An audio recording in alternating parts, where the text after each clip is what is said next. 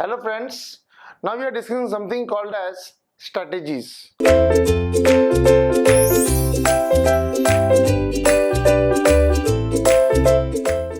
What is a strategy? Now strategy is something that is very common in every business, in every activity, in every organization, and strategy can be defined as a set of activities that are undertaken to meet a specific objective or goal of an organization.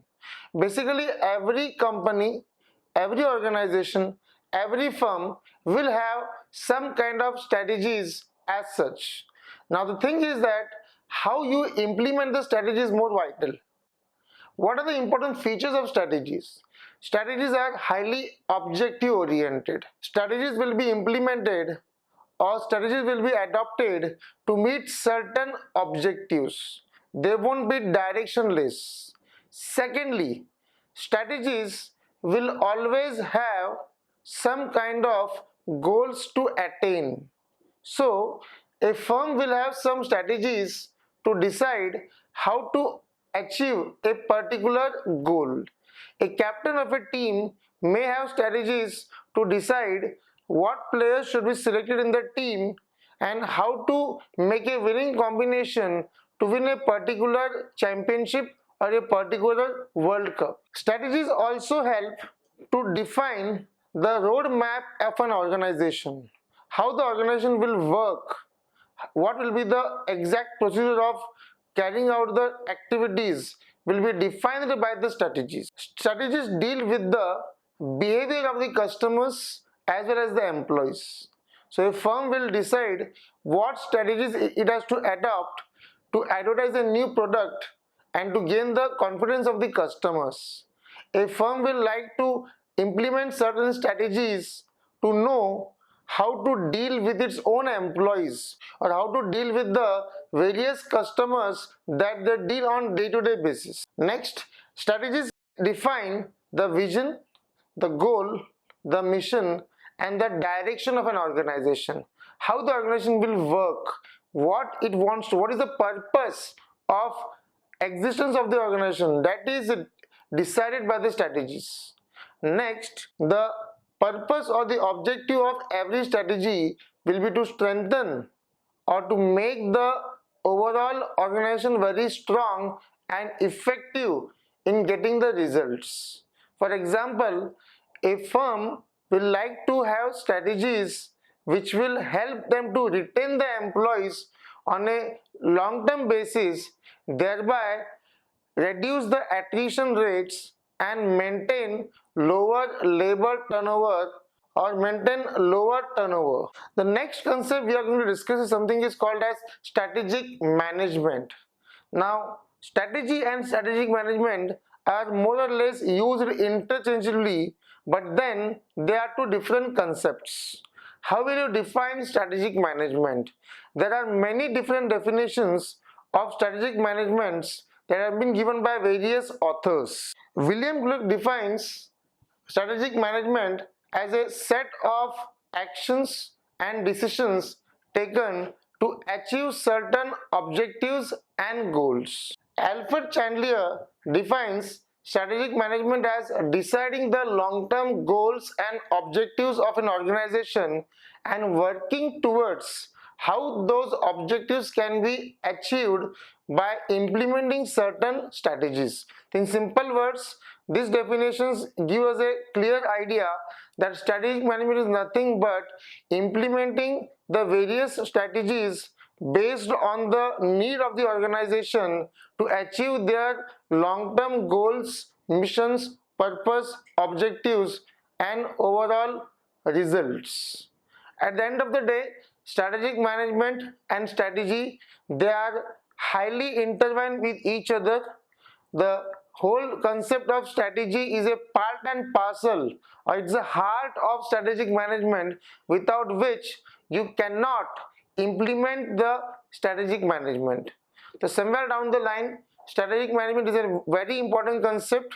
It helps in decision making for an organization. It helps in deciding how the activity should be carried out. It helps in taking firm decisions. It helps in meeting the dynamic needs of an organization. Changing conditions will require changing strategies, and all this is achieved with the help of strategic management. Now let's talk about the advantages of strategic management. What are the advantages of strategic management?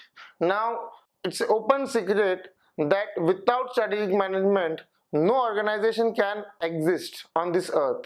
To be very honest, we have seen good number of loss-making enterprises being converted into profit making just because of proper strategic management. So it is very important that every organization should know what are the advantages of strategic management. First and foremost, strategic management discharges the responsibility of the management. The top management, once it decides what strategies are to be implemented, it simply gives the proper authority to the various managerial levels to implement those strategies. By doing so, they are actually discharging their responsibilities and dividing them to the managerial level. Second, it helps in objective assessment. Every firm, every organization will like to know why it exists, what is its purpose, what it wants to achieve, where it is today, and where it wants to reach in the next 5 years, or in the next 10 years, or in the next 100 days. So the very existence of any firm or organization is always a question mark if you don't have the proper strategic management. So someone like a strategic manager will always help to understand how, when, what is supposed to be done to achieve the purpose of the organization. They also define the overall set of goals, objectives and missions, and they have a clear vision how those things should be achieved. So that is one of the most important advantage of strategic management. Third, strategic management also helps in decision making. At the end of the day, strategic management is all about making decisions.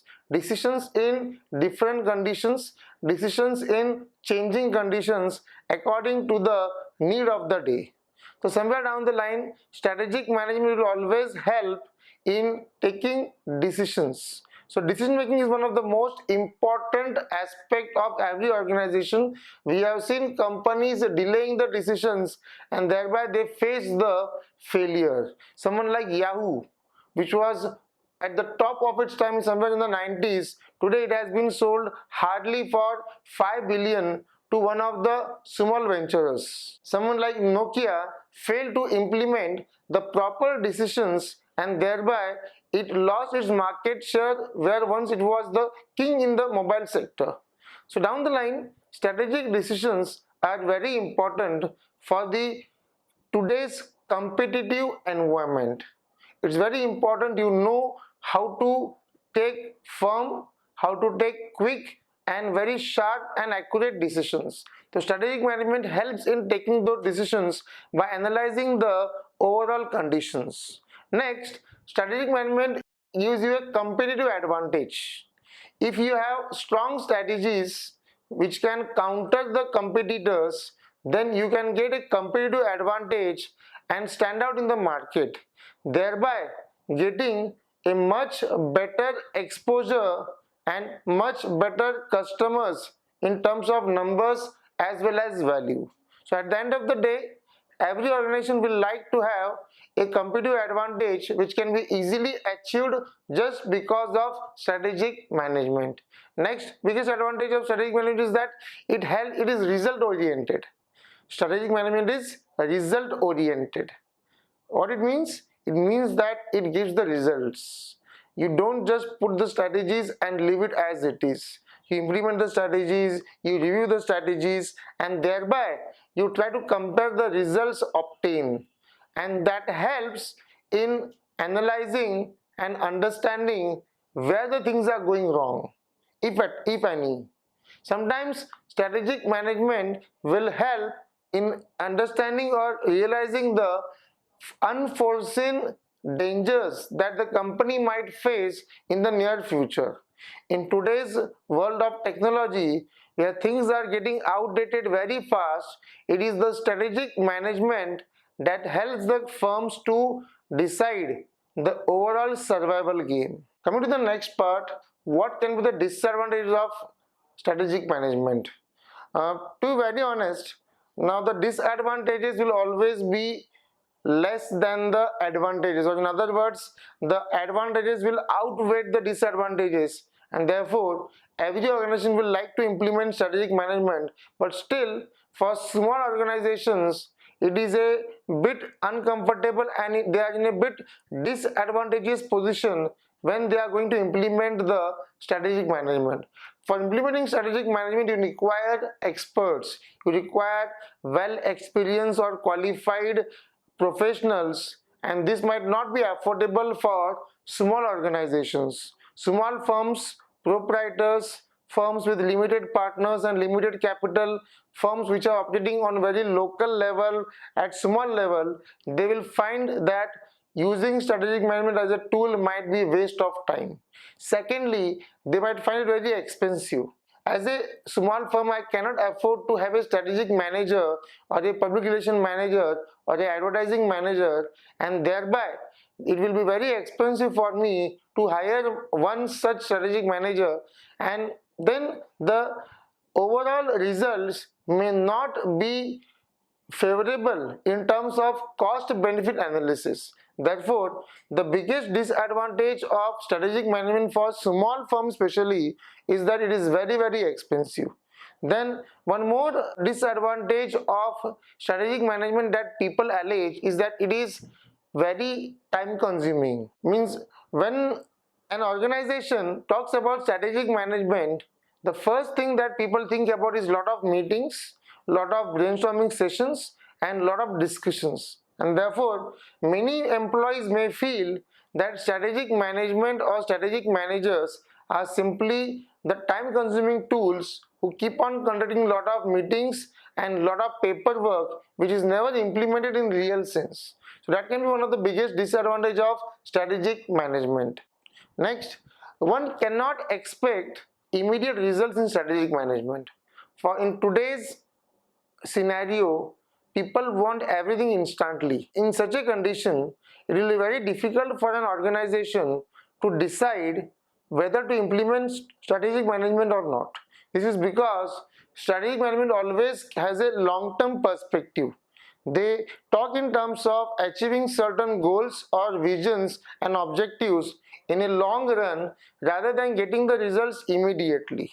That is one of the biggest disadvantage for firms which like immediate results. Strategies takes their own time to be implemented, they takes their own time to give the results, and therefore sometimes they might not be that much effective in the short run. The next disadvantage of strategic management, it is rigid.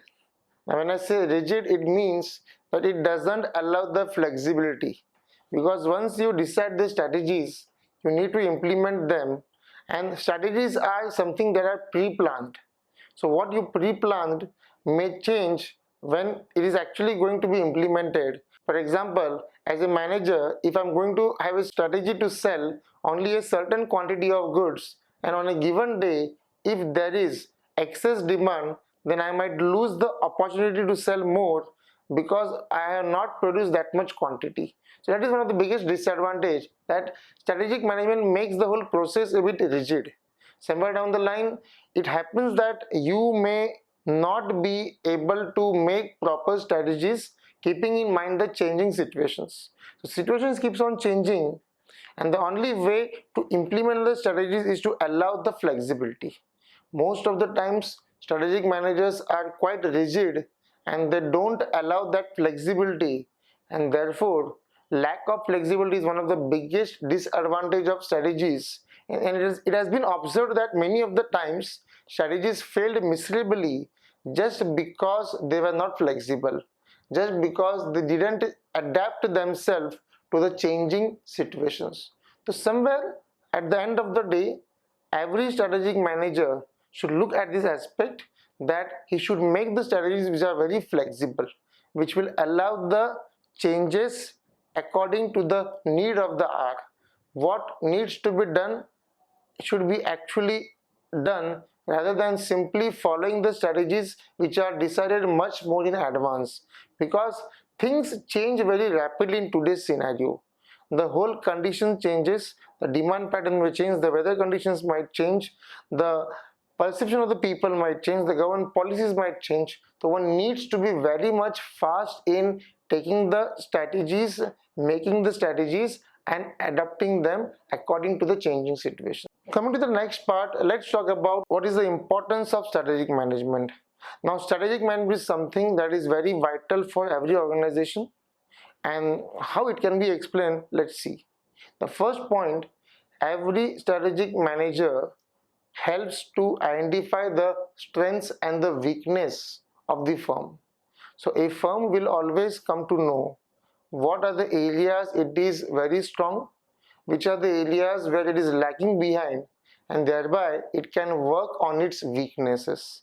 It can use its strength to get a better position, to get a competitive advantage, and thereby optimize the results.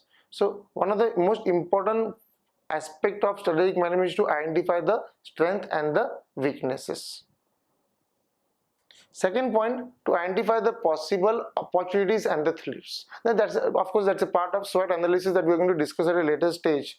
Now, strategic management helps us to identify the threats, which are the real dangers, which are the expected problems that one may face while implementing the strategies, while dealing with the people, while dealing with the employees, while dealing with the customers, and thereby it helps in identifying the threats and what can be done possibly to overcome those threats. Next, it helps in identifying the opportunities. See, market is big, there are many firms, there is huge competition, and in such a scenario, being the first mover is the biggest advantage. Somewhere down the line, Nokia never realized that having multiple SIM in the same mobile was the need of the hour. When someone like Micromax, Samsung realized, and they immediately came with a dual SIM or a triple SIM cell phone, Nokia was far behind in understanding this, and they failed to adapt themselves and change according to the need of the day. So strategic management will help you to identify those opportunities. Someone like Micromax, someone like Samsung, they immediately identify these opportunities and they came with very reliable and reasonable handsets with more than one SIM slot. So that was something that they realized at the very early stage. It took near about maybe 2 or 3 years for Nokia to release its own dual or triple SIM slot sales. So that was something that they failed to grasp, and others grasp it very quickly. So strategic management will help you to identify such opportunities and use them as a strength to increase your sales, to gain more customers, to gain more popularity, and have a greater share in the market. Next, strategic management helps in implementing the changes. Change is the law of the nature, and in today's dynamic world, things keep on changing. People keep on changing, their academic needs keep on changing. You need to train the workers again and again, because they should be updated regarding the technology, they should be updated regarding the new laws, new regulations, new taxation matters, new court matters. In such a scenario, every firm needs to handle such changes very firmly. Someone like Motorola failed to handle the changes, someone like Nokia failed to handle the changes, and therefore they failed miserably. At the end of the day, it's very important that organizations realize that the handling the changes is very important, and this is where strategic management is very vital for the organization. Strategic management will help to implement the strategies which will help them to adapt to these changes, how to survive in those changes, how to use those changes as a potential strength, is what is being learned and taught through strategic management. Next, strategic management helps to provide the vision, missions, and the objectives for an organization. As we did earlier, for strategic management to be implemented, the first and foremost thing is that there must be a link between your decision making and your vision, mission, objectives, and goals, without which you cannot make firm decisions, without which you don't have any rational policies regarding decision making. So strategic management helps to give a framework or a clear definition of what are the goals of the organization, what are the purpose or the objectives of the organization, and how that can be achieved, keeping in mind a certain vision. Next, strategic management helps to grow the organization and make it more strong. As we have seen earlier, decision making is the most important part of strategic management. So strategic management will help in taking decisions. It will help in setting up certain procedures, and thereby a strong analysis backed by quick decision making, firm decision making, and firm implementation of the decisions will help the organizations to gain a competitive advantage. Somewhere down the line, Oppos, Vivos, they have overcome the competitors and get a separate baseline for their products just because they have implemented the strategies very effectively. You look at Oppo, you look at Vivo, they have a very strong product policies and strong promotional policies. You can see their boards, their billboards, their advertisements all over the radios, newspapers, magazines, then you can say the stadiums, everywhere they are visible. That visibility has given them a competitive advantage, and this is backed by a very strong innovative strategic team which helps them to design new products at a very affordable rate. So that is one of the biggest advantage of strategic management, is that it helps to build a very strong and reliable organization. It helps to strengthen the overall policies and use the strength to the core for releasing the new products, for gaining new customers, and thereby achieving a higher market share. Next, strategic management helps to implement the changes that will overcome the weaknesses and the problems in the firms. Every firms go through certain changes. Every firm faces different problems. So there can be a cash crunch policy in the firm. There can be high labor turnover in a firm. There can be problems of too much disturbance by the labor because of strikes. In such a case, it is the strategic management that helps you to make certain plans and decisions that will improve this problem, that will help you to sort out this problem. For example, a firm may have too many defective pieces. In such a scenario, a strong strategies to implement quality control can help them to improve and thereby become much better in terms of higher production, better quality, and higher customer satisfaction. So strategic management helps you in one way to overcome these problems that might be faced on day-to-day basis by any organization or firm. Organizations sometimes might face unique problems. There might be a public outcry against some of their products.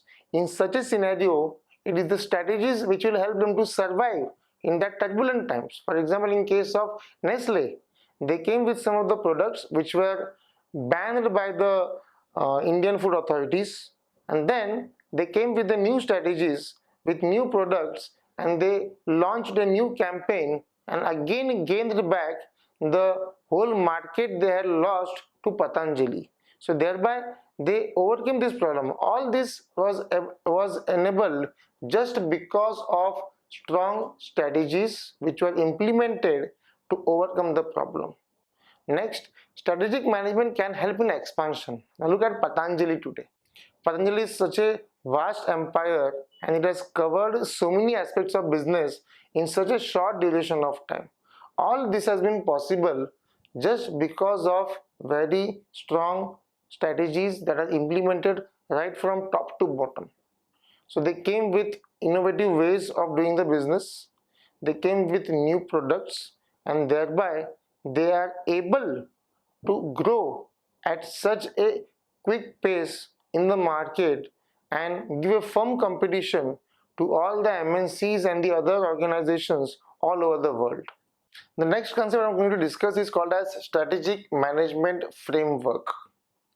Now, framework will help us to understand the overall concept of strategic management is design. The first thing we decide in strategic management at stage 1 is where we are at present. What is our present situation? What are our problems? We deeply analyze our current conditions to understand what is going wrong, which areas need attention, which areas should be focused on, which areas should be completely ignored or avoided. All these things are done at the first stage, that is, where are we at present. At this stage, you understand your current situation, you understand the problem areas, and then you decide at the second stage where you want to be. The second stage is where do you want to go, what we want to achieve. For example, when Videogon started their DTH services, they first analyzed where they are in the market, and then they kept a target of achieving 1 million connections in next 5 years. So there they had the clear defined strategy that where they want to go, what they want to achieve, what are their goals, what is their purpose, why they are there in the market, how they are going to decide what they want to do. Now, while deciding this, the firm should keep in mind that their policies should be realistic. You can't expect to have unrealistic imaginations on unrealistic expectations. At this stage, stage number 2, the firm sets the goal and what future objectives it wants to achieve, and then all the strategies are built upon keeping in mind these goals and objectives of the organization. In the first stage, we saw where we are at present. In second stage, we saw where we want to go, and now comes the third stage where we decide the different alternatives regarding how we can go, how we can achieve those objectives, how we can achieve our goals or missions, or how we are going to use our resources for getting nearer to our objectives.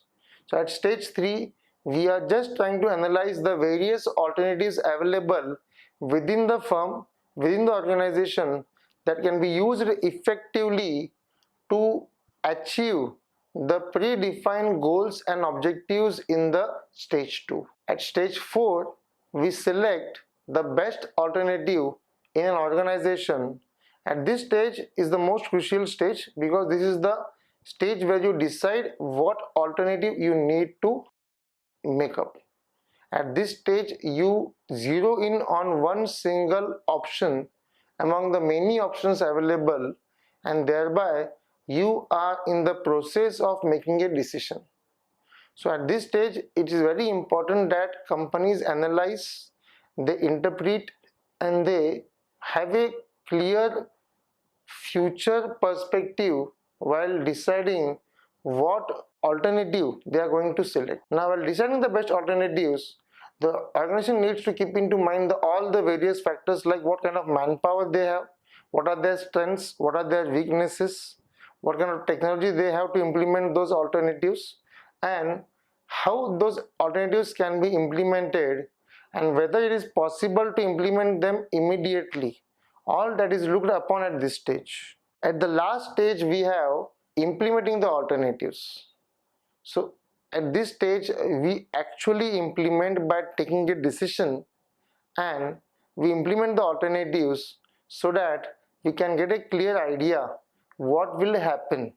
By implementing the alternatives, the strategic manager has made a decision of what he wants to do to achieve his objectives and goals, and after implementation of the objectives, there will be a proper review to understand whether the alternative selected was properly implemented, what went wrong, what were the pros and the cons of implementing that objective, whether the desired results or the desired objectives were achieved.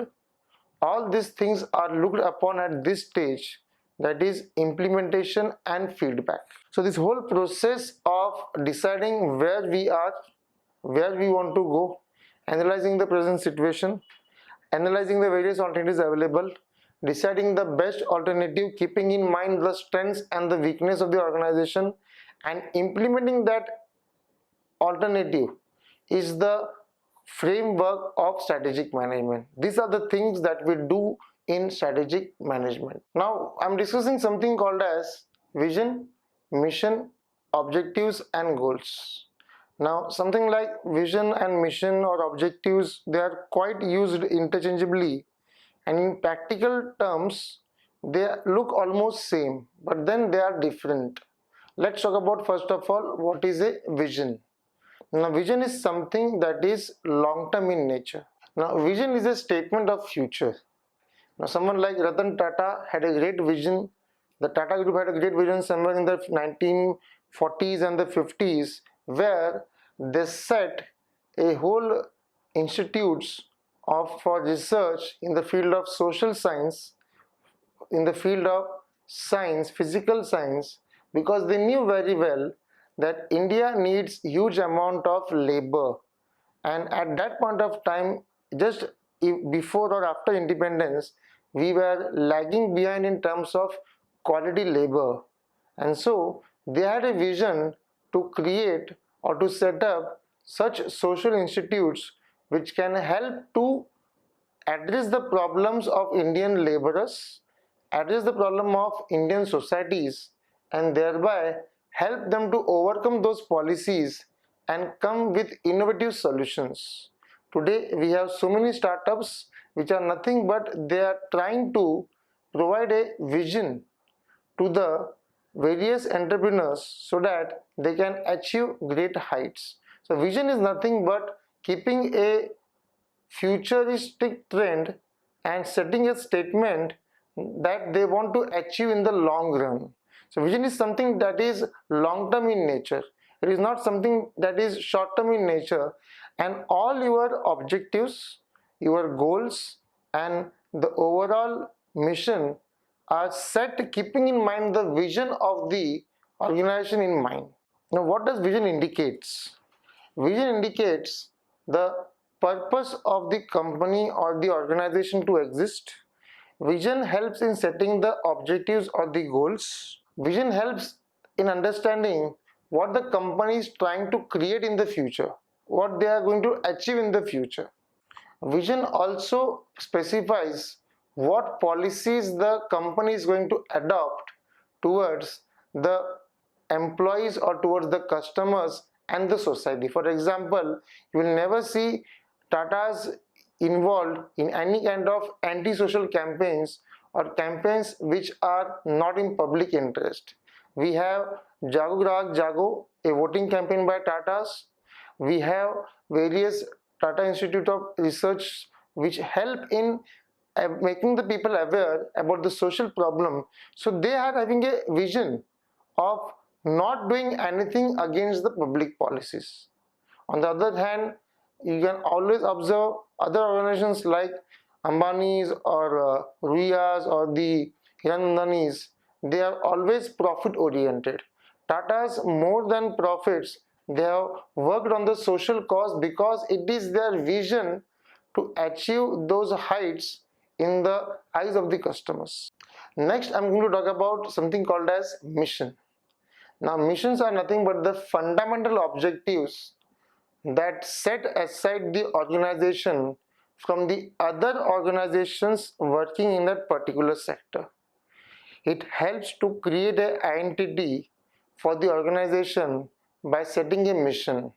Now mission is nothing but the statement of intent, the statement of purpose, that what we want to achieve in the long run, keeping in mind our vision. हमारा vision दिमाग में रखते हुए हम कुछ target set करेंगे, कुछ goal set करेंगे जिन्हें मिशन कहा जा सकता है, and that mission will define how strategies will be implemented. Company's mission indicates the nature of products or services it is going to go deliver to the customer. It helps them to analyze how they are going to innovate and use new technologies and make customer satisfaction as their prime motto. It helps them to realize that getting customer satisfaction, getting them the best products can be one of the mission.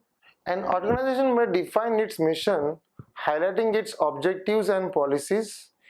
The mission may also indicate the purpose of existence of an organization.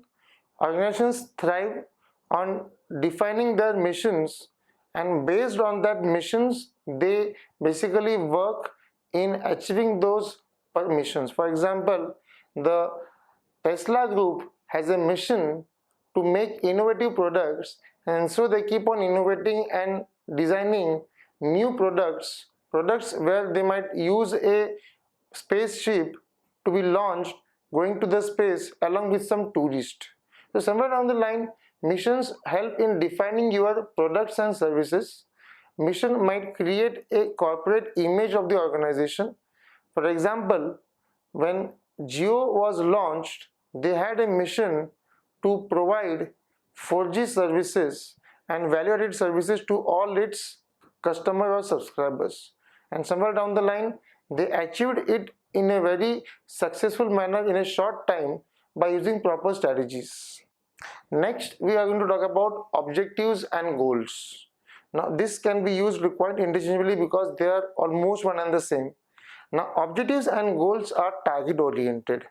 You set certain objectives, like I want to get a new car, I want to buy a new house, that I want to have so many number of customers, that I want to achieve this much amount as my turnover, or that I want to bag up this many amount of contracts, and so on. So those can be the objectives.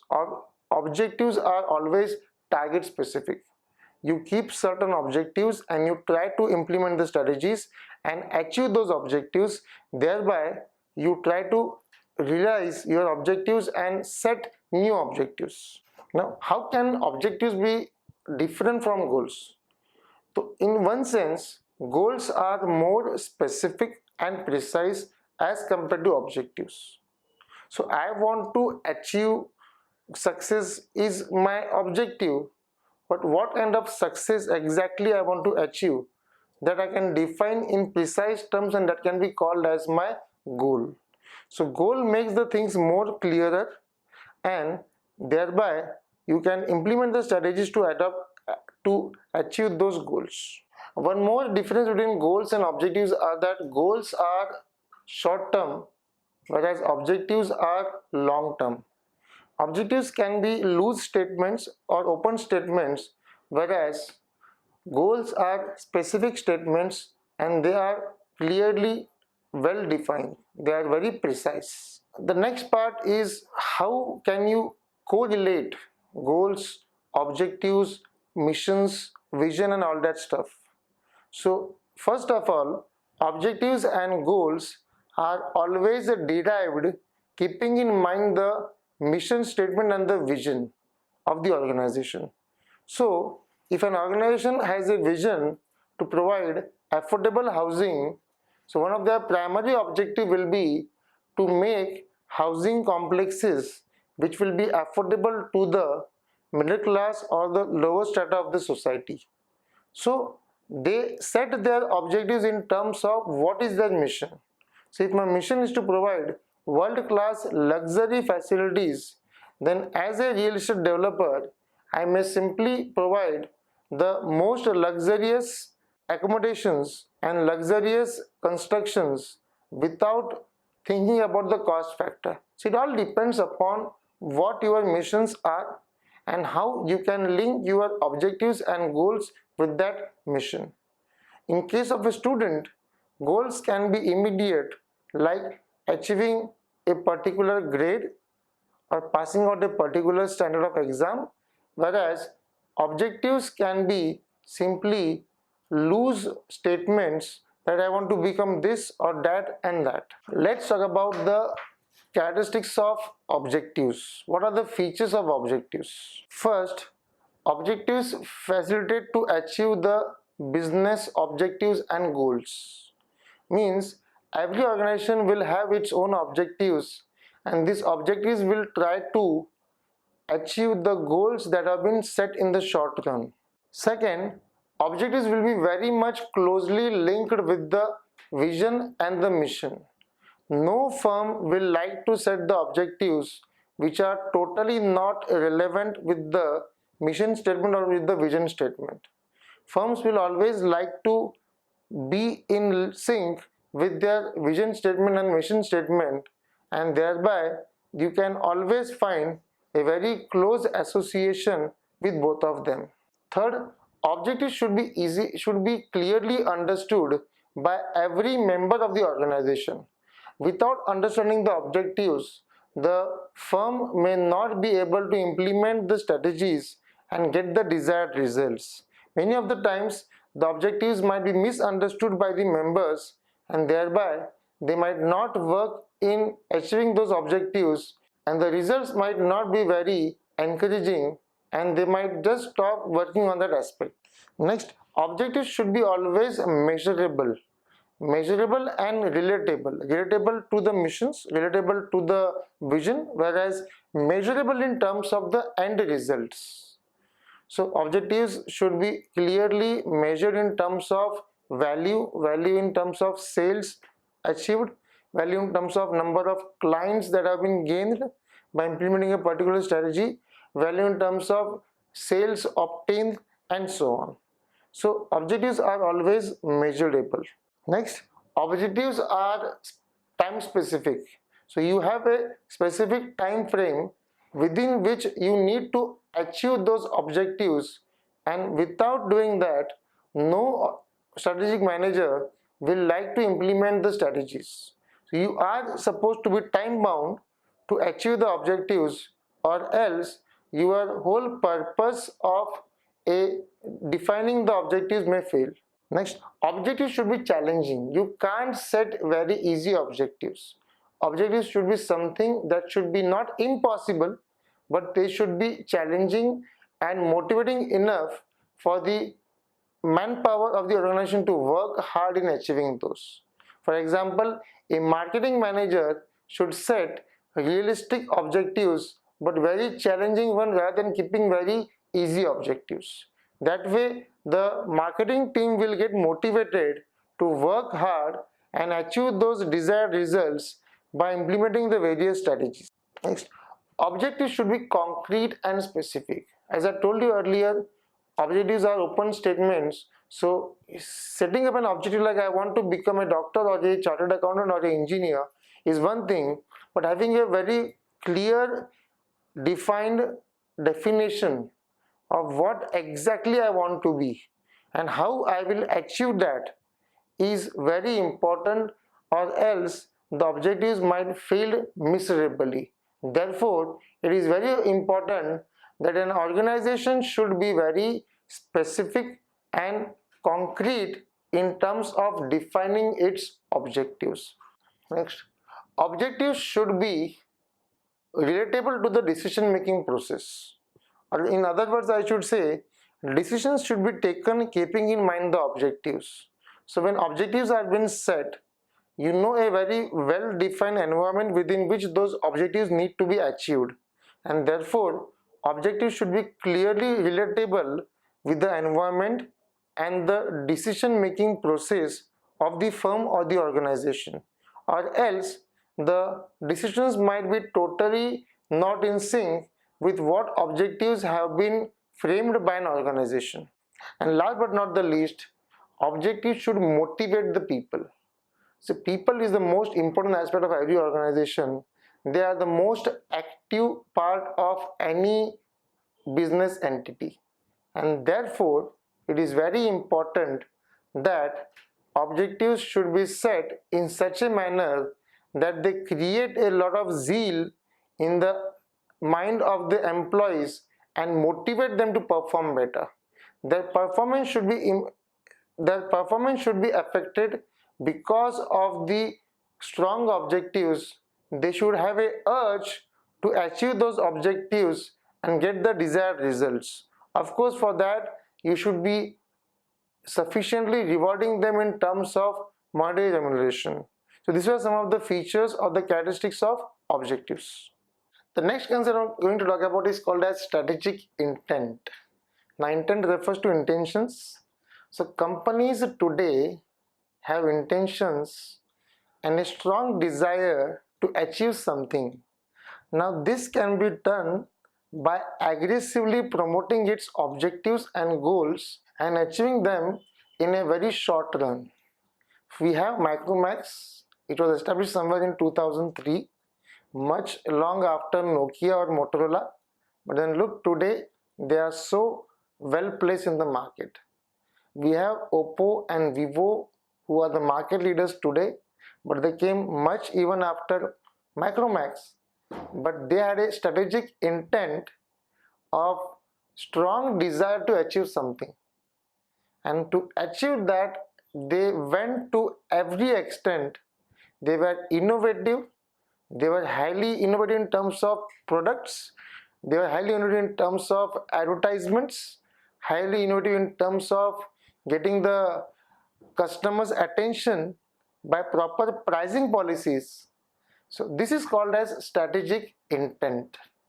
The intent indicates a strong desire and a focus on the goals or the objectives so that you can achieve them by aggressively implementing the strategies. What it helps exactly in organization? How strategic intent is very important today, because every organization today in the competitive world will like to become the market leader. So strategic intent helps you to become the market leader by aggressive planning, strategy making, and having a well-defined focus. For someone like Oppo and Vivo, today they are in the market leader segment just because of strategic intent. I'll take example of the players. Why someone like Virat Kohli today is hitting centuries after centuries in every match? This is purely because of the intent. There is a strong desire to play for the country. There is a strong desire to hit the centuries. There is a strong desire to perform better in overseas conditions. And because of this, it has highly impacted the overall team. Now, every other player in the team is trying to take that intent and play. So strategic intent is very important in today's world, and companies can get a competitive advantage just because of the strategic intent. So how strategic intent can be achieved? First, give the best products and services to the customers. Give them the best. By giving them the best, you are not leaving them to complain for anything. Secondly, also help in getting the best results in terms of innovation and pricing. Someone like MI today is having such a competitive pricing policies. They are launching every now and then new cell phones, new models which are very much affordable. So that should be there. Your pricing policy should be very much consumer friendly. Third, customer satisfaction. This is somewhere where Macromax failed miserably, Carbon failed miserably after they gained the popularity at the initial stage. Carbon and Macromax, they were hugely popular. They overcame the Nokia at one stage, but then they failed miserably at some stage just because they couldn't maintain that customer satisfaction level. The intensity was there, but there was complete lack of customer service from the companies, and therefore Carbon as well as Macromax failed miserably at some point of time. So today, if you talk about Oppo, you talk about Vivo, they are best in terms of services. They are best in terms of giving the best in the class products. Someone like iPhone, Apple provides highly innovative services. They provide highly innovative products. They give new kinds of products, and even after pricing them at such a premium segment, they are able to sell in the market and survive because of this. They have in fact followed a niche strategy by using the strategic intent and maintained a very safe distance from the competitors. You can say Apple never finds themselves in the league of competition anywhere with other competitors. At the most, they are competed by someone like OnePlus to some extent. Next, strategic intent can be achieved by a very strong, new, updated and sophisticated technology. Such technologies will help you to build new innovative products with very good quality, and products which will be novice, which will be novel in the market. That novelty should be there to attract the customers, to retain the customers. And this is where Apple succeeds a lot, because every product of Apple has got something new, and that novelty factor is what attracts the customers and retains them. Coming to the last part, strategic levels in the organizations. Now every organizations implement the strategies at different levels, and there are different types of strategies. One can be the corporate level strategies, where strategies are implemented to get the desired results for the companies. So companies can have strategies for retrenchment, strategies for the workers, strategies for recruitment of the people, strategies regarding the leaves, strategies regarding the how the work should be done, etc., etc. Second, we have functional strategies. Now functional strategies basically classify all the strategies based on the functions. So sales, purchase, finance, distribution, HR, this can be the different functional policies that are the part and parcel of the overall organization. Third is the business level strategies, where you specify or you implement the strategies that are required in the business.